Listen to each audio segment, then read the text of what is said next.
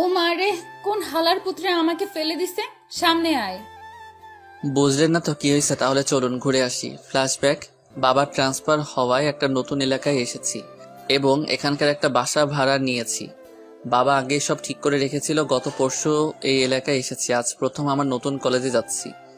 বাসা থেকে কলেজের দূরত্ব মাত্র 5 মিনিট, তাই হেঁটে হেঁটে যাচ্ছি। সাথে হেডফোন লাগিয়ে ফুল সাউন্ডে গান শুনছি।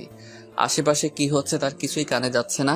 কলেজ থেকে প্রায় 2 মিনিটের দূরত্বে আছি। এমন সময় পিছন থেকে একটা স্কুটি একেবারে গা ঘেঁষে চলে গেল। শুধুমাত্র আমার হাতের সাথে তার হাতেরও কাঁধের সংঘর্ষ হয়।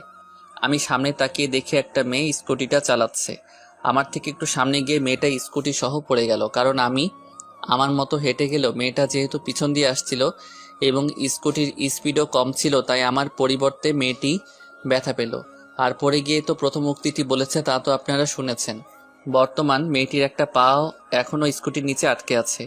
মেয়েটি বসে থাকায় স্কুটি সরাতে পারছে না। এখনো মেয়েটির ফেস দেখতে পেলাম না।